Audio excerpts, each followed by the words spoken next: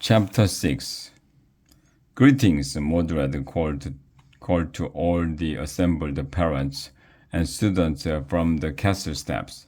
I can't believe Uncle Mordred didn't invite my mom on purpose, Angus muttered. He and Auntie Lubelia can't stand her, but still she's my mom. Wiglaf threw an arm around his friend's shoulder.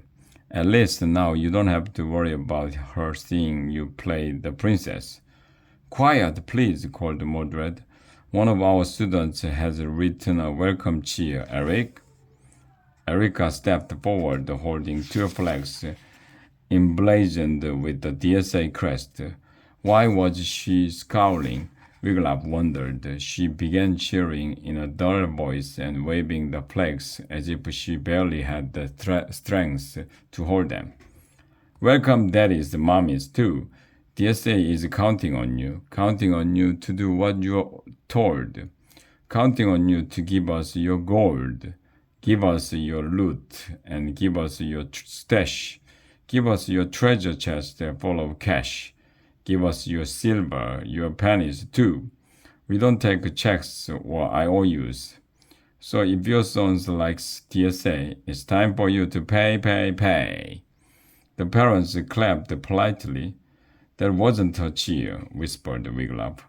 Let me take a wild guess who wrote it, said Angus. Uncle Mordred. Mordred clapped loudly for the cheer. Now I shall lead the tour of the school, he said. Follow me. The parents hurried after him into the castle. Wiglaf and his parents brought up the rear. Angus tagged along. Mordred looked around as the parents gathered at the castle entrance. Where is that lovely loyal couple, King Ken, Queen Barb? Eric, bring your parents up front. No special treatment for us, called Queen Barb. We like to mix with our subjects now and then, she began waving. Haroop, said Mordred. Well, this is my office. He extended a gold-ringed hand toward it. It's where I make big decisions, such as what new and exciting classes I can offer to make the boys happy here. Mordred beamed at the parents. Next stop, the DSA Hall of Fame. He led the way up the stairs.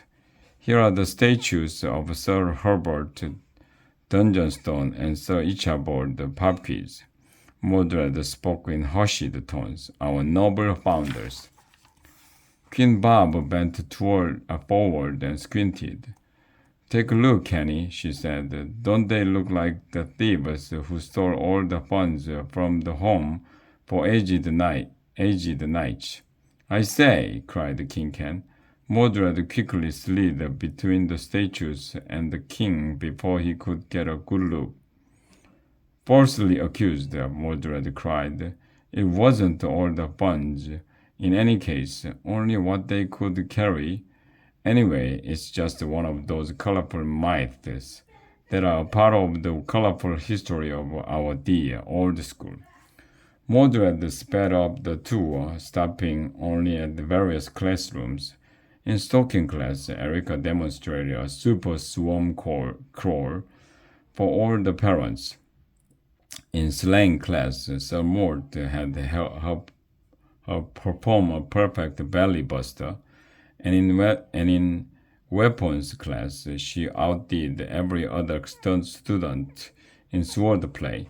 At the end of her duel, everyone clapped. Everyone except Queen Barb, Wiglaf noticed. This way, cried Mordred, leading the tour down a hallway to the bottom of a staircase. Now we will go up to the confounded. What's that place called? That place with the things you lads read? That the library, sir, Erica answered. She looked worried. Wiglaf's heart began to pound. Mordred had only been to the library once before. He didn't even know what it was. Wiglaf had thought it was the safest place in the whole school for one, But if Mordred read the two were there now, one would be discovered for sure. Wiglaf shot Angus a frantic look.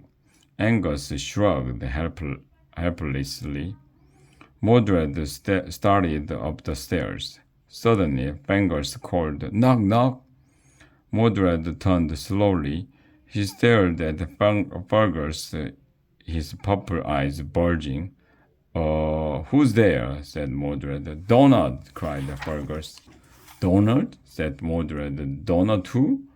"Donald make me walk up all these steps," cried Fergus. The students and parents groaned.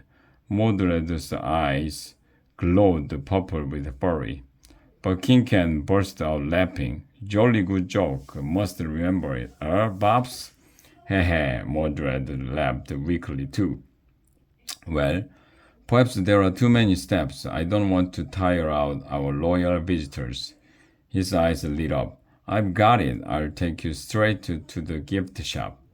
As they set off, Wiglaf looked at Fergus with new eyes. His father had kept everyone away from the library. Even if Wiglaf had to leave school, Worm was safe, at least for now.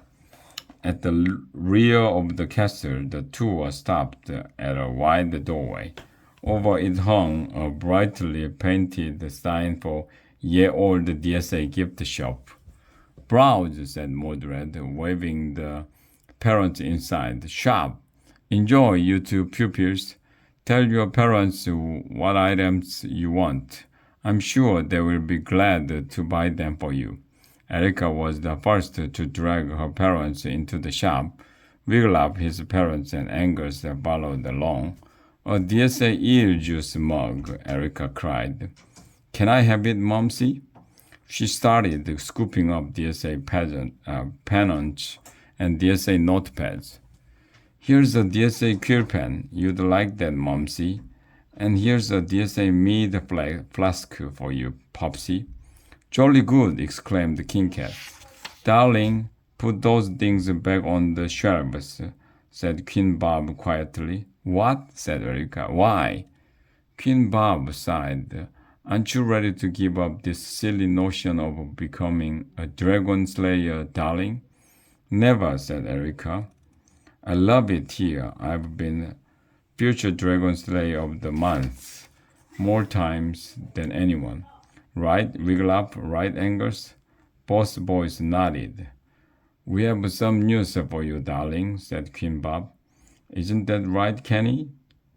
"Fill her up," replied King Ken, holding out the DSA mead flask. "Come," said the Queen. "Let's get a little fresh air and have a talk." With a wave to her subjects, she led the way out of the shop. As she passed by, Erica cast a stricken look at Wiglaf and Angus. "I don't like the sound of this," she muttered. "We'll come find you as soon as we can," Wiglaf promised. The gift shop was mobbed. Wiglaf could hardly breathe as he stood surrounded by parents, grabbing things from shelves stacked with DSA T tunics, DSA sweat leggings, and DSA jousting caps in S, M, L, and X large. There were framed portraits of the DSA headmaster, also available in S, M, L, and XL. There were DSA ale jugs, DSA ice chest magnets, toy DSA thumb screws, and DSA scented candles. What in the world would DSA candles smell like? Wiglaf wondered. Mildew, mouse droppings, old socks? At last, they managed to push their way out of the gift shop. Up they went to lunch in the castle yard. "Eat with us," Wiglaf told Angus, as they headed toward the big colorful picnic clothes spread out on the grass. "I'm not hungry," said Angus. "My mom's not coming. I'm about to make a total fool of myself in the play. This is the worst day of my life." Angus not hungry? He really must be miserable, thought Wiglaf. This isn't exactly the best day for me either, he answered. Erica and her parents were already sitting on a royal blue picnic cloth. As he drew near, Wiglaf saw that Erica's eyes were red and puffy. Has she been crying? Erica never cried. Erica jumped up as soon as she saw Wiglaf and Angus. I have to talk to you, she said. This is the worst day of my life. The three hurried over to the castle wall. Erica wiped her eyes. I have to leave DSA, she said in a shaky voice. My parents are making me transfer to Princess Prep.